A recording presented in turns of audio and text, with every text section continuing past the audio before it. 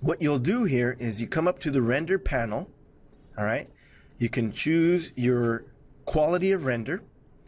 If you look at the render options here, you can see general properties, ray tracing, and processing, for example. The only thing that's important to look at here is probably going to be shadows. You can see here the shadow map is off, but if I turn it on, okay, all of this is going to take more processing power. If I take a look at ray tracing, as I increase the ray tracing, that's going to give me a finer and finer image. What I would recommend is just use the defaults that you see here, right? All I did was add simple shadows. Now, that's for the quality.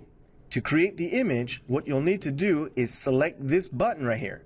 Click on that, and then click on this button to indicate where you're going to save it.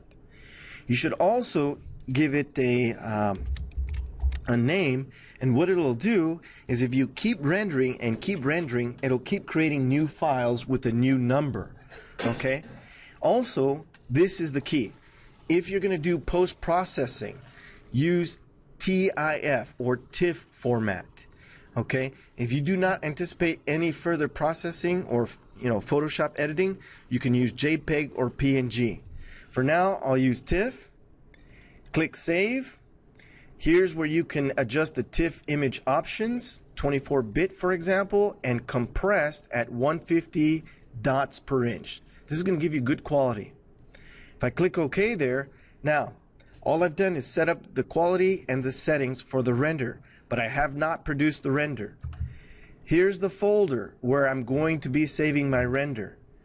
When I'm ready to create the image render file, I click here, and what it's going to do is it's going to render in the window, and at the same time it's going to save an image as a TIFF file format. Once it's finished rendering, then I can open up that TIFF file in Photoshop and do some post-production editing.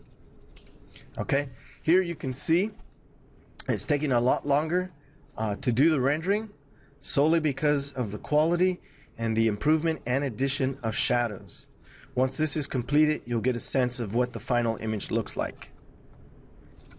Alright, so now here you can see the final image render, and then in my folder you can see here a copy of that image.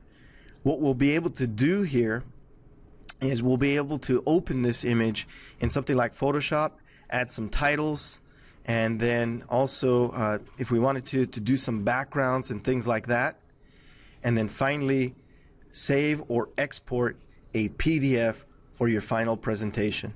And that's what you'll be submitting to your folders.